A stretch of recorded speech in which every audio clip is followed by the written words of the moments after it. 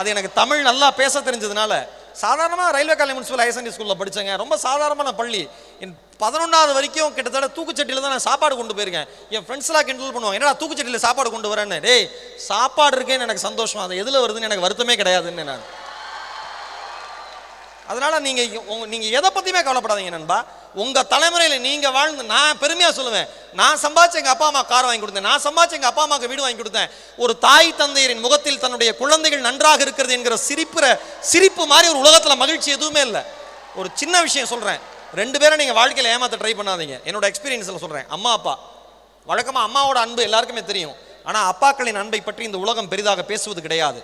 அப்பாக்களின் அன்பு அம்மாவின் அன்பை விட 1000 மடங்கு பெரியது என்பதை அப்பாவை நேசிப்பவர்களுக்கு நன்றாக தெரியும். ஒரு குழந்தைய ஒரு அம்மா தன்னுடைய இடுப்பில் வச்சு தூக்குவாங்க, இப்படி கட்டி அணைச்சிக்குவாங்க. ஏன்னா தன் குழந்தை, என்னோட கரங்கள்ல இருந்து வெளியில போயிடக்கூடாது, அவனை பாதுகாப்பாக வளர்க்கணும் அப்படின்னு. தான் பார்த்த உலகத்தை மட்டும் தன்னுடைய குழந்தையும் பார்க்க வேண்டும் என்று நினைப்பவள் தாய். ஆனால் ஒரு தந்தை குழந்தையை தூக்குகிற பொழுது தோள்களில் வைத்து கொண்டாடுவான். ஏன் தெரியுமா? தான் பார்க்காத உலகத்தை கூட என் குழந்தை பார்க்க வேண்டும் என்று நினைப்பவன் தந்தை. அம்மா வாழ்க்கை முழுக்க நமக்காகவே தேஞ்சு தேஞ்சு தேஞ்சு தேஞ்சு காஞ்சு ஓஞ்சு போன ஒரு உடம்பு.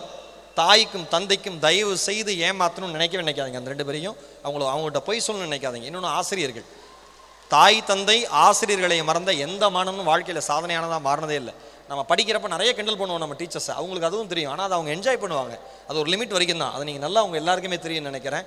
ஏன்னா ஆசிரியர்களை மதித்தவர் தான் அப்துல் கலாம். அவர் ஜனாதிபதியாக பதவியேற்ற அடுத்த நிமிஷம் யாருக்கு நன்றி சொல்ல விரும்புறீங்கன்னு கேட்டப்ப அவங்க அம்மா அப்பாவுக்கு சொல்லலை, பெரியப்பாக்கு சொல்லலை, பெரியம்மாவுக்கு சொல்லலை, சகோதரிக்கு சொல்லலை. யாருக்கு தெரியுமா சொன்னார்?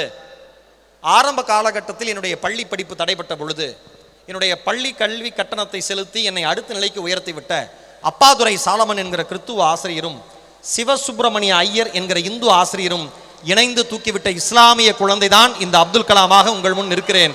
அந்த 2 தெய்வங்களுக்கும் என் நன்றினார். ஆசிரியர்களை மறக்காதீங்க, பெற்றோர்களை ஏமாத்தாதீங்க. இன்னொன்று, இந்த 4 வருஷம் படிக்கிறப்ப பின்னி பிணைவோம், ஃப்ரெண்ட்ஷிப்னு படித்து முடிச்சுட்டு அவன் வேலை வெட்டின்னு போகிறப்ப ஒன்றும் கான்டாக்டே இருக்காது. நல்லா ஞாபகம் வச்சுங்க, உங்களோட படிக்கிற ஸ்டூடெண்ட்ஸோட கான்டாக்டை, ஃப்ரெண்ட்ஸோட கான்டாக்டை வலிமையாக வச்சுங்க.